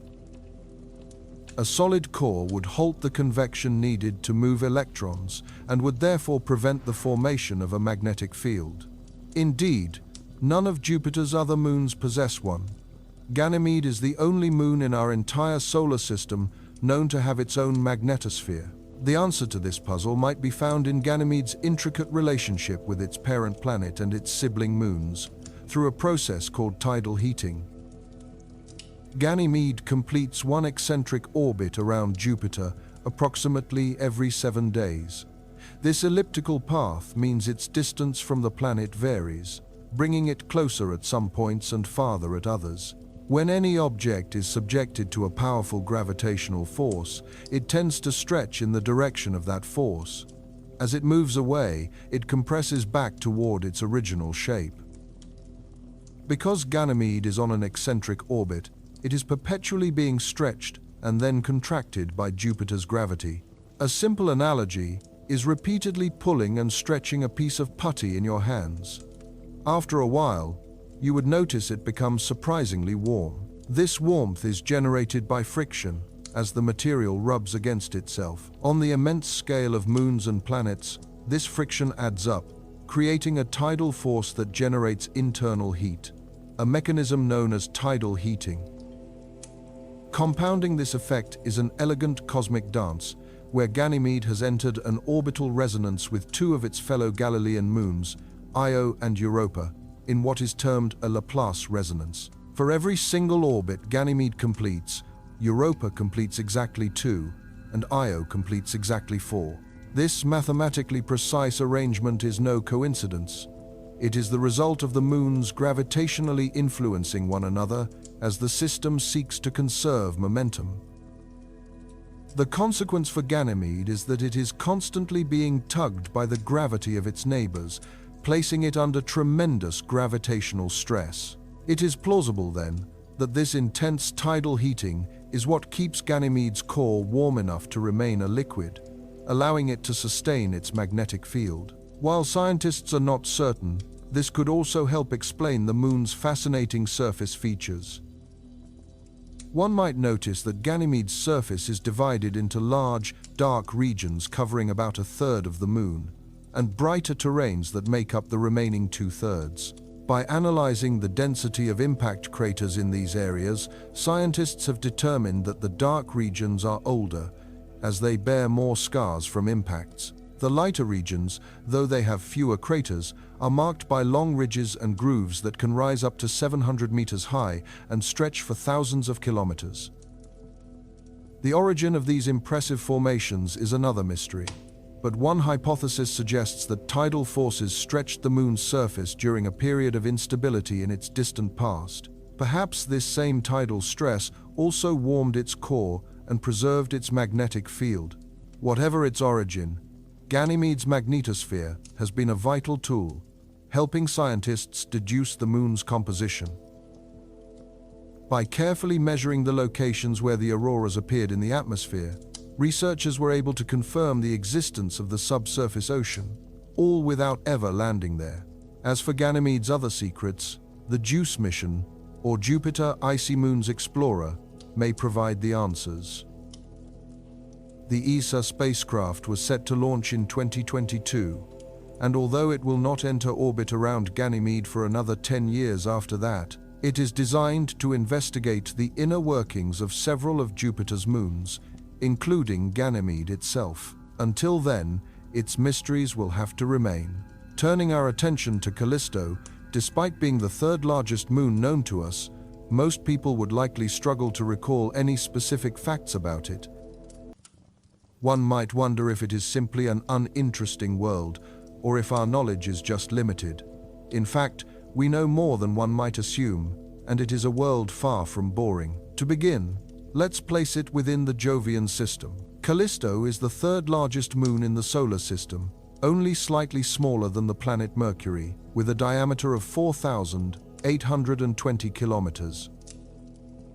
However, while its diameter is just 58 kilometers less than Mercury's, its mass is merely 1/3 that of the planet, indicating it is less dense and has much weaker gravity. It is the second largest of the Galilean moons and orbits Jupiter at a much greater distance than the other three, taking 17 Earth days to complete a circuit at an average distance of 1.9 million km.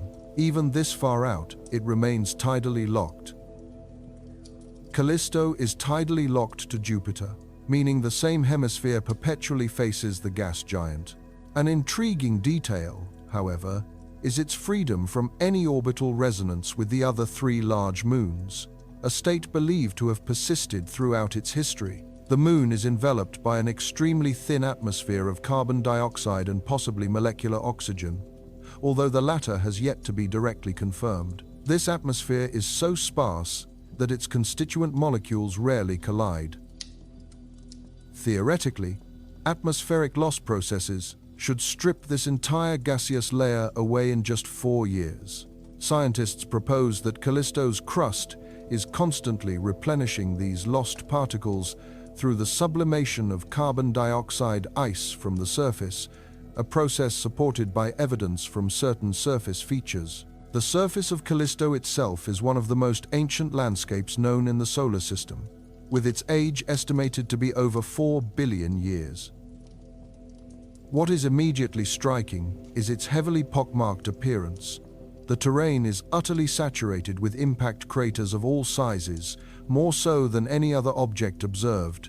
The density is so high that any new impact is likely to simply overlap an existing one. With no geological activity to speak of, cratering is perhaps the only process that has significantly shaped Callisto's appearance over its lifetime. The reason for this immense age, when compared to other bodies, is key to understanding the Moon. On geologically dynamic worlds like Earth, various processes work to erase evidence of past impacts. Earth possesses one of the least cratered surfaces in the solar system because of constant change driven by weather, water, life, volcanism, and plate tectonics. Even fellow Jovian moons like Europa or Io show fewer craters as powerful tidal forces induce surface-altering geological activity. This does not happen with Callisto. It shows no signs of geological processes such as volcanism or plate tectonics, and so its surface has remained intact for eons. This limited tidal influence and lack of geology has another unique consequence: a complete absence of mountains. When Callisto first formed early in the solar system's history, it was likely an ocean world that has since frozen solid, and apart from the relentless bombardment of meteors, it has stayed fundamentally the same ever since. Examining these craters reveals some truly impressive structures. Asgard, the second largest impact feature on Callisto, spans a remarkable 1,600 kilometers in diameter. Even larger is Valhalla, which, at 3,800 kilometers across, holds the title of the solar system's most extensive multi-ring impact crater. These features contribute to Callisto's distinct look, as they contain more concentric rings than craters found elsewhere. For these massive craters, the impactor was likely large enough to puncture the thin crust, which subsequently refroze to form the lighter patches seen in their centers. A closer view of these central regions reveals a mottled appearance, with a sharp contrast between bright knobs and the darker surrounding plain. These areas are far less cratered than the rest of Callisto, which would be consistent with the plain being a refrozen surface, possibly making it 2 billion years younger than the rest of the Moon. The rings themselves are likely fractures in the crust, a concentric failure in the brittle outer shell. What is interesting, though, is that within these rings, the bright knobs are still visible. These knobs are thought to be the degraded remains of millions of crater rims from Callisto's past. The precise reason for their degradation is not fully understood, but it may be due to micrometeoroid impacts or the slow sublimation of ice over eons. They appear brighter because rocky debris from impacts has likely settled down their slopes, leaving purer ice exposed at the peaks. Smaller impact craters are also fascinating for their uniqueness. Most are notably shallower on Callisto compared to those on our Moon. The Lofton impact structure, for instance, is well over 100 kilometers wide but only 600 meters deep. This could be because the impactor broke apart before impact, causing more of a widespread, shotgun-like effect on the surface. Alternatively, the surface may have since been leveled by shock waves from other large nearby impacts that occurred later. This crater is thought to be at least 1 billion years old, yet the ejecta that streamed away from the impact is still clearly visible, a testament to how unchanging this remarkable moon is. With some craters, like Haar crater, there is a large dome in the middle. While typical large impacts on other worlds produce concentric rings and a central peak, as is common on our Moon, Callisto has remarkable examples where the opposite occurs. The crater Tyndall, for instance, has a pit in its center instead of a peak. The reason for Callisto's unique craters may be that its crust is not just brittle but also quite thin, with either soft ice or a salty ocean underneath. Estimates place the crust at 80 to 150 kilometers thick. The Galileo space probe, during its years around Jupiter, dedicated significant time to studying the Galilean moons. Galileo found that Jupiter's magnetic field could not penetrate through Callisto, implying a highly conductive layer exists under the surface, one at least 10 kilometers thick. Such conductivity is not expected in solid ice or rock, suggesting the ice layer is at least partially molten or that extreme temperature gradients can be maintained below it. Data also suggest that Callisto has a small silicate core at its center, with a radius of about 600 kilometers. This raises the question of whether Callisto, like other icy worlds with water mantles, could be conducive to life. Life, as we know it, requires liquid water and energy. Callisto might have an ocean of liquid water beneath its surface, but at roughly 800 million kilometers from the Sun, it receives very little heat. The absence of tidal forces provides no additional warmth, leaving radioactive elements as the only source of heat for this subsurface ocean, if it exists. Unfortunately, even a future visit to Callisto might not provide clear answers, as other moons like Europa and Enceladus have vents ejecting water directly from their interiors, offering a much more direct way to study their hidden environments. The potential for subsurface oceans on other worlds means we can investigate habitability without needing to journey into the oceans themselves. On Callisto, however, no such vents are known to exist, which suggests scientists would have to penetrate the moon's crust to find answers. When all these factors are considered together, the scientific consensus is that the environmental conditions required for life seem less favorable on Callisto compared to other icy moons. Despite this, Callisto should not be overlooked in any future exploration of the outer solar system, as it would serve as an ideal base of operations. Its orbit, at a distance of 1.9 million kilometers from Jupiter, places Callisto safely beyond the planet's primary radiation belt. This location makes its environment thousands of times more hospitable for human explorers than the inner moons. Callisto also possesses a great deal of water ice, a crucial resource that could be processed for rocket propellant and is fundamental for sustaining human life. The process of separating hydrogen from oxygen conveniently yields breathable oxygen as a byproduct. Furthermore, Callisto's geological stability would make the construction of surface structures a relatively straightforward endeavor, and its landscape, free of massive mountains or deep canyons, would allow for faster and more efficient travel. From this stable outpost, we could more effectively study the inner Jovian system from a secure distance, or use it as a staging point for missions venturing deeper into the outer solar system. Lifting off from Callisto would be highly efficient due to its low gravity, and a close flyby of Jupiter could provide a valuable gravity assist. While this remains a futuristic concept, it is a tangible possibility if humanity eventually becomes a true spacefaring species.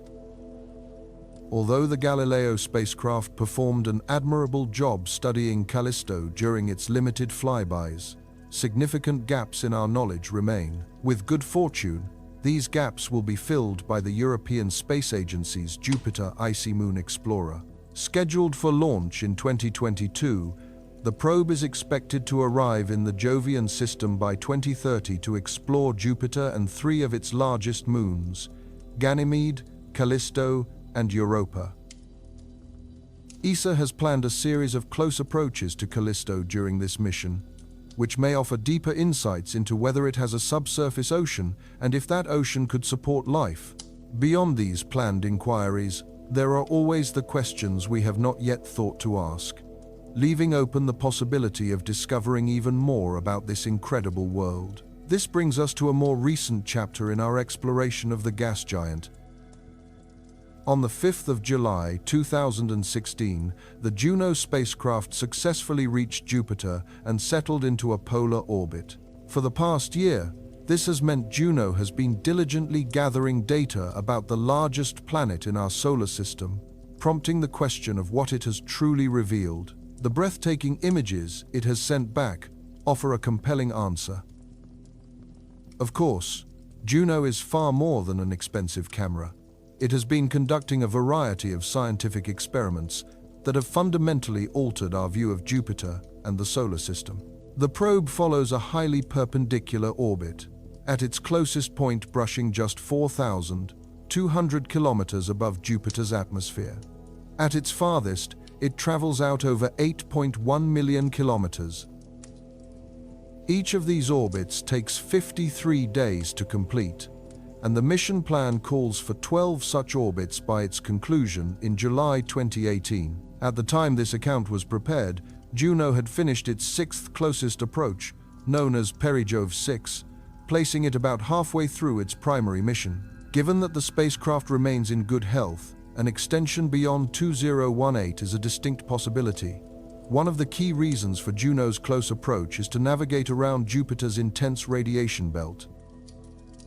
The spacecraft cleverly exploits a gap that exists between the planet and the beginning of the belt. While there was some concern that Juno would still absorb a significant dose of radiation from the sections it does traverse, the levels were actually 10 times lower than anticipated in these areas, which has been excellent for the probe's longevity.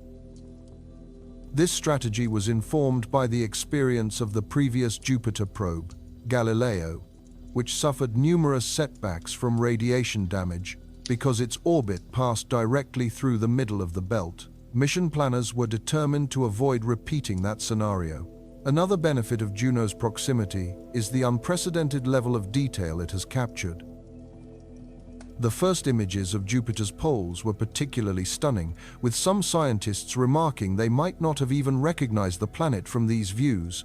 What they saw was simply not what anyone had predicted. The view of the South Pole reveals numerous cyclones, a remarkable sight because the planet looks so profoundly different from the familiar large bands we are used to seeing.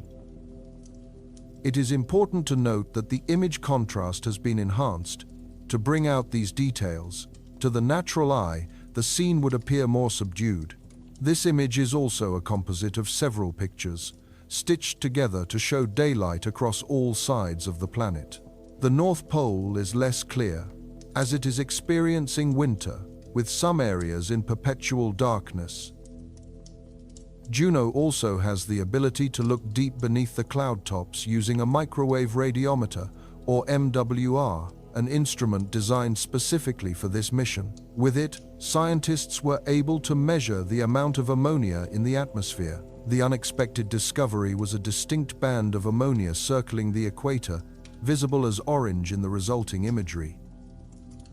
This feature, a pillar-like structure, descends from the cloud tops to a depth of over 350 kilometers, which is the limit of the MWR's vision. This finding has puzzled researchers, who had expected a much more even distribution of ammonia throughout the planet.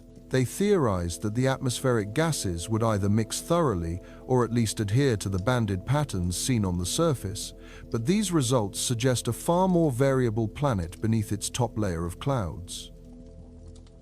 Previously, scientific models had predicted that Jupiter possessed a solid core. However, data from the Gravity Science Instrument indicates the core is much hazier or fuzzier than anticipated. This could imply that the core is not solid, has dissolved, or perhaps does not exist at all. It may be some time before we understand the truth, once all the microwave, radio wave, and magnetic field data can be combined into a more complete picture. Speaking of the magnetic field, the results from its measurements also came as a surprise. In some locations, the magnetic field was stronger than models predicted, while in others, it was weaker.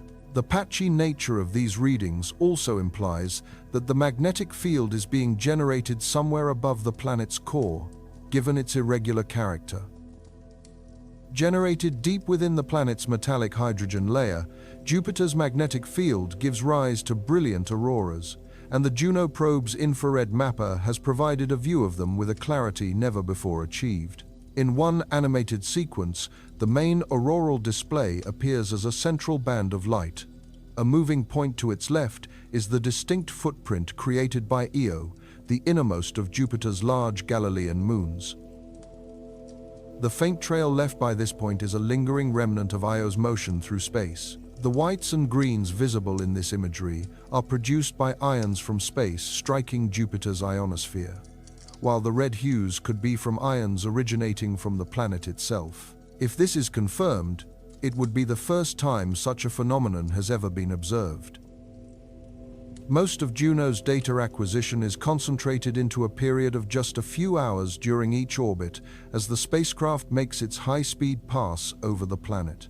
During this critical window, all of its instruments, including its camera, gather as much information as possible. A compelling time-lapse video documents one such flyby, showing Jupiter growing in the frame as Juno approaches the northern hemisphere, then shrinking as it departs over the southern hemisphere. Another image presents a composite of all the individual frames used to create that video. As Juno draws near the planet, the turbulent storms swirling around the North Pole become visible, and the perspective gradually shifts to the mid-latitudes. When we examine some of these images more closely, we can see the classic patterns and eddies that are characteristic of Jupiter. A particularly intriguing detail, however, is the presence of small white specks scattered across the cloud tops. These features are, in fact, clouds of water or ammonia ice, identifiable by the shadows they cast. They exist at a higher altitude than the main cloud deck, and while they appear small, each one is actually over 50 kilometers wide, a testament to Jupiter's immense scale. Once noticed, these high-altitude clouds seem to appear everywhere. Given the extremely cold temperatures at this altitude and their composition of water ice, it is quite possible that it actually snows on Jupiter. It's remarkable how much we are still discovering about our giant neighbor. One might assume that, as the closest and largest gas giant, its fundamental mechanics would be well understood. Yet, the arrival of Juno has shown that we still have a great deal to learn, and it raises questions we haven't even thought to ask yet. It has now been 3 years since Juno entered orbit around Jupiter. Over this time, it has been sending back invaluable and insightful data about the largest planet in our solar system. The mission recently completed Peri-Jove 21, its 21st polar orbit out of a planned total of 35, placing it well beyond the halfway point. Some may recall that there was initial skepticism about whether the spacecraft could endure this long in Jupiter's intense radiation environment, but Juno is currently in good health. Its polar orbit brings it extremely close to the planet, just 4,000 kilometers above the atmosphere, which allows it to avoid the most intense parts of Jupiter's plasma torus. This is a region of highly energized particles, trapped by the planet's powerful magnetic field. Fortunately, Juno quickly determined that the radiation levels along its specific path were significantly weaker than models had predicted. This has meant that even the camera is still operational, an instrument that was expected to be among the first to fail. In a surprising turn, however, Juno discovered an entirely different, smaller radiation belt located directly above the equator, hugging the planet closely. The mechanisms that sustain this newly found feature remain unknown. Although the radiation exposure has been less severe than anticipated, the nature of Juno's orbit means that each successive peri-Jove pass takes it deeper into the main radiation belt. This ensures the spacecraft cannot last indefinitely. Mission controllers currently believe that peri-Jove 35 is when the mission will be forced to conclude. At that point, they will direct Juno to plunge into Jupiter's atmosphere to prevent any potential future contamination of the moon Europa. The charged particles that populate the plasma torus are sourced primarily from the volcanic activity on Io, Jupiter's large moon, which continuously blasts material into orbit. To appreciate just how volcanically active Io is, one can look at the images from New Horizons as it passed Jupiter on its way to Pluto, capturing the Tvashtar volcano in a massive eruption. Juno has also observed Io in the infrared, with hot spots clearly indicating where volcanic activity is taking place. Io ejects 1 ton of particles per second into orbit around Jupiter. As the moon moves through the plasma torus and interacts with Jupiter's magnetosphere, it creates a flux tube, an electric current that flows along a cylindrical channel of magnetic field lines between the moon and the planet. This current is immensely powerful, capable of developing 400,000 volts and carrying between 1 million and 5 million amps. During its 12th orbit, Juno was able to take very precise measurements when it passed directly through this flux tube. The spacecraft was not harmed, as the tube has a large diameter, meaning the current is not concentrated enough to cause damage, and Juno transited through it in mere seconds. Juno is a massive spacecraft, measuring 20 meters across. This large size is a necessity, as it relies on solar power and, at Jupiter's distance, receives only 4% of the sunlight it would in Earth's orbit. Even with its huge solar panels, it can generate just over 400 watts of power. One might also notice that its design, combined with its constant rotation, gives it a distinct appearance. This spinning motion is not just for show. Juno was specifically engineered to detect various fields and particles around Jupiter, and having a large, rotating radius enhances its measurement capabilities. This is particularly important for an instrument like the magnetometer, which is situated at the very end of one of the solar panels. Its task is to map out Jupiter's magnetic field in great detail. Thanks to Juno's data, we now have an exceptionally detailed map of this field, one that grows more accurate with every orbit. As expected, the probe confirmed that Jupiter has a dipole-like magnetic field, though it is not well aligned with the planet's rotational axis. What was truly fascinating was the discovery of a feature scientists have named the Great Blue Spot, a region where the magnetic field is unusually concentrated. Comparing Juno's magnetic field data with information from previous missions like Pioneer, Voyager, and Galileo has also revealed changes over time. A landmark observation within our solar system has revealed that Jupiter's magnetic field is not static. It undergoes a slow, gradual transformation over time in a process known as secular variation. What is particularly noteworthy is that this change appears most pronounced around a feature called the Great Blue Spot. The origin of this variation is believed to be a dynamic region located at the very base of Jupiter's immense atmosphere. The planet's powerful magnetic field, combined with the charged particles of the plasma torus, generates the most spectacular auroras in the solar system, which radiate an incredible 100 terawatts of power. Similar to Earth's, these light shows appear in bands surrounding the north and south poles. However, a key difference is that Jupiter's auroras are primarily visible in ultraviolet light and are generated mostly by alternating currents rather than direct currents. When the Juno probe measured the power produced by direct currents in the magnetosphere, the figure was far too low to explain the aurora's intense brightness. This led researchers to theorize that the remaining energy must be supplied by alternating currents. The current understanding is that these alternating currents arise from turbulence within the magnetic field. This effect is especially prominent at the North Pole, where the magnetic field lines are significantly more complex, disrupting a smooth, direct flow of current. The visual evidence is compelling when comparing the auroras at both poles. The northern aurora is much more diffuse, appearing as a collection of filaments and flares. In contrast, the southern aurora, where the magnetic field lines are more orderly, presents a more structured and circular form. Within this glow, a bright spot with a trailing tail is clearly visible, marking the point where the flux tube from the moon Io connects with the planet. Less obvious, but still present, are other luminous spots that correspond to the Jovian system's other large moons, Europa and Ganymede. While their connections are not as strong as Io's, these moons also have their own flux tubes tethering them to Jupiter. This powerful magnetic field provides a crucial key to one of Juno's primary scientific objectives: to decipher the internal composition of Jupiter. The data collected since Juno's arrival has compelled scientists to fundamentally revise their understanding, rendering previous models obsolete. The old theory proposed a solid core with a distinct, sharp boundary separating it from the next layer of metallic hydrogen, and the cloud tops were thought to extend only a few hundred kilometers deep. However, Juno's measurements indicate that Jupiter's atmosphere actually reaches down 3,000 kilometers. Below this lies a vast ocean of metallic hydrogen that continues all the way to the planet's center.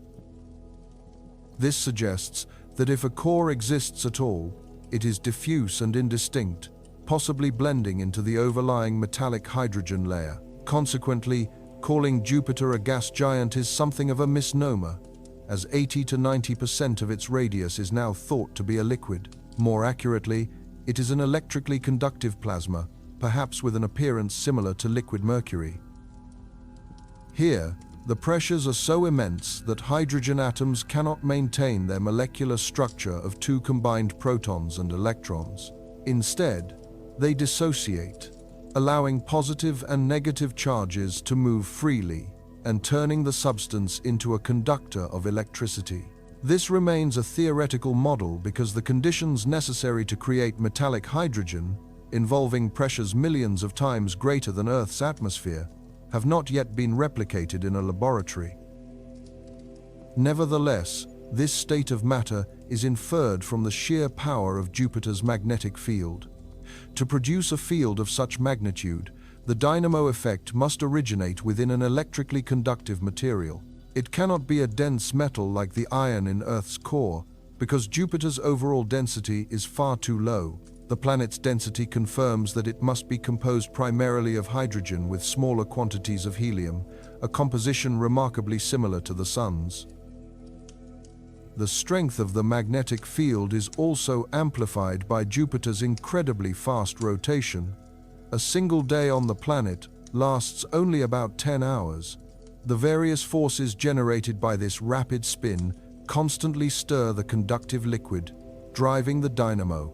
In fact, it is the rotation of this magnetic field that allows us to measure the length of a Jovian day, as simply observing the visible cloud bands would yield an inconclusive result. This is because the bands themselves are peculiar, moving at different speeds and in opposite directions from one another, a phenomenon not unlike the invisible jet streams in Earth's own atmosphere. What is truly striking, however, are the colors and the intense turbulence visible within these bands. A closer examination of Juno's images helps to clarify what is happening. The visible cloud layer is composed of ammonia. Some clouds are white, representing fresh material that has likely been recently drawn up from deeper atmospheric layers.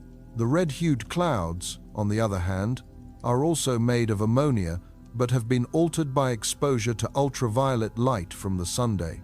The process is similar to the formation of photochemical smog, the reddish haze that can form over large cities in the summer.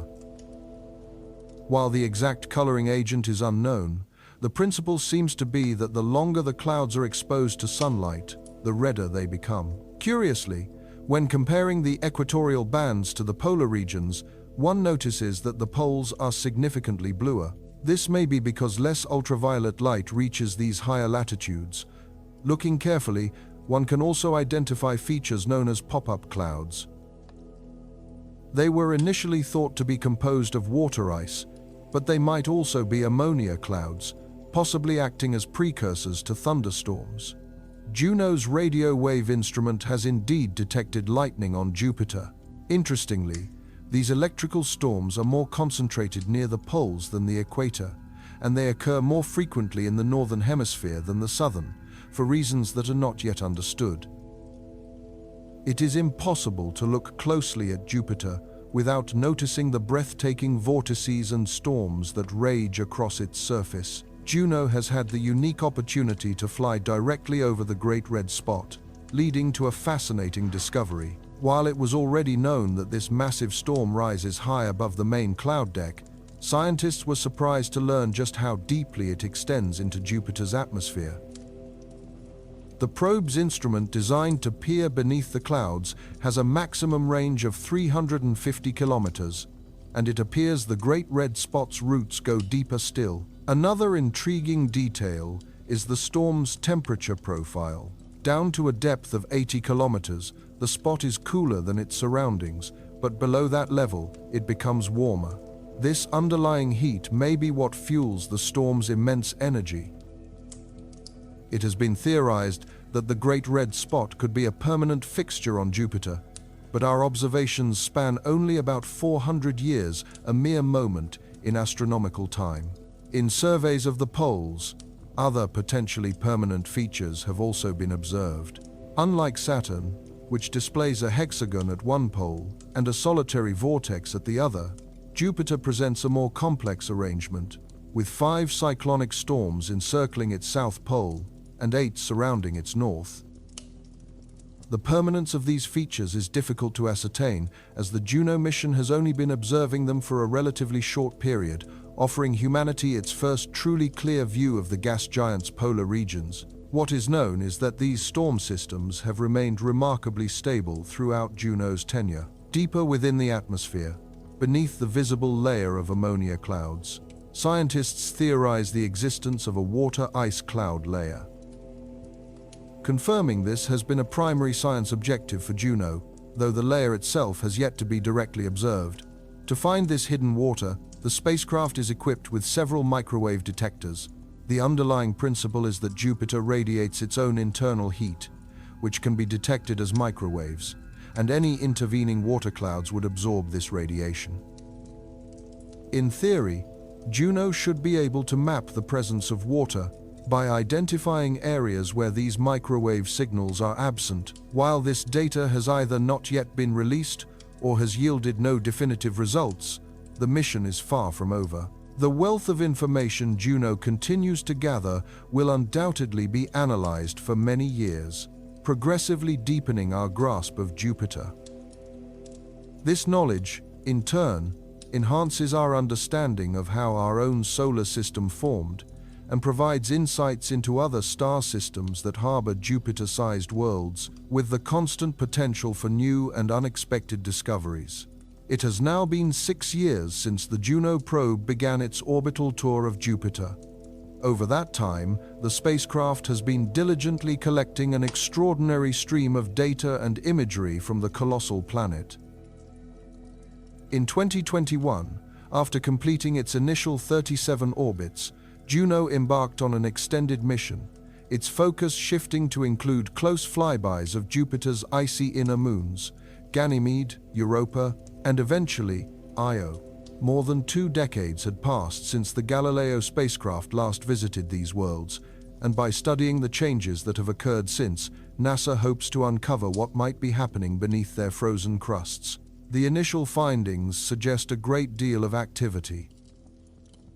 Aided by its powerful imaging instruments, the Juno cam and the Stellar Reference Unit navigation camera, Juno is capturing some of the most spectacular views ever obtained of these moons. With the mission's operational end scheduled for September 2025, it is an opportune moment to explore what Juno has seen. The probe's journey began with a launch from Cape Canaveral, Florida, in August 2011. After a 5-year voyage spanning 8 billion kilometers, the spacecraft successfully entered orbit around Jupiter on July 5, 2016. Having achieved most of its primary goals, NASA approved the mission extension, which will add another 42 orbits, or perijoves, by 2025. At the mission's conclusion, the probe will be deliberately deorbited, burning up in Jupiter's dense atmosphere. This final act is a critical measure to prevent any potential contamination of the moons, a procedure that aligns with NASA's planetary protection guidelines. The protocol carries special weight in this case, as scientists have long considered the possibility of life existing within the subsurface oceans of Jupiter's inner moons, and NASA is determined not to compromise any future investigations. On the 7th of June 2021, Juno executed its close flyby of Ganymede. The maneuver was more than just a passing glance. It was a precisely calculated gravity assist that reduced the spacecraft's orbital period around Jupiter from 53 days to 43 days. While Juno had previously performed a distant flyby of Ganymede in 2019, coming within 97,000 kilometers, this new encounter brought the probe to a stunningly close altitude of just 1,000 kilometers above the moon's surface. In a photograph captured by Juno cam, nearly half of Ganymede is visible in breathtaking detail, with a resolution of approximately 1 kilometer per pixel. The image reveals the moon's unique surface texture, a landscape scarred by craters, mottled with light and dark regions, and crossed by long striations. The darker areas represent older, more heavily cratered terrain, while the lighter regions are geologically younger and smoother. The intriguing detail is found in those long, linear features. Based on previous data, it is known that Ganymede harbors at least one vast, salty ocean beneath its icy shell, a potential habitat for life. Scientists suspect these long striations may be faults created by tectonic movements, driven by heat radiating from the moon's iron-nickel core, though this remains an active area of research. Another image from the same flyby highlights the Tross crater, which appears exceptionally bright due to its composition of fresh ice. A different perspective of Ganymede, captured on the 7th of June, shows the moon's dark side, imaged by Juno's Stellar Reference Unit navigation camera. This instrument was designed to maintain the probe's orientation by tracking stars, making it exceptionally sensitive to low-light conditions. At a resolution between 600 and 900 meters per pixel, the image clearly delineates the moon's long striations and overlapping impact craters. The level of detail achieved in such faint light is truly remarkable.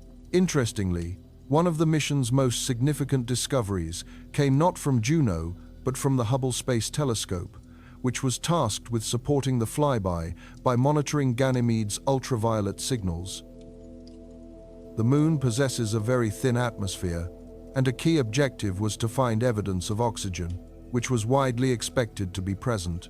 To the surprise of many, Hubble found very little oxygen. Instead, it detected a substantial amount of water vapor. This finding prompted a major revision of our atmospheric model for Ganymede, and suggests that water vapor could be a common feature in the atmospheres of icy bodies throughout the solar system.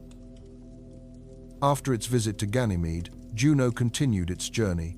setting a course for a flyby of Europa on the 29th of September 2022. The close approach provided the probe with a crucial gravity assist, a maneuver that successfully shortened its orbital period around Jupiter to just 38 days. A truly dramatic image emerged from this flyby, captured from a distance of 351 kilometers, showing a portion of Europa's terrain just north of its equator. What stands out with extraordinary clarity in this view is the day-night boundary, the line known to astronomers as the terminator. The deep, elongated shadows cast by the low angle of the sun serve to accentuate the moon's complex topography, throwing its intricate network of ridges, troughs, and impact craters into a stark, almost three-dimensional relief. For a long time, scientists have operated on the theory that Europa, much like its sibling moon Ganymede, conceals a vast, globe-spanning ocean beneath its thick ice exterior.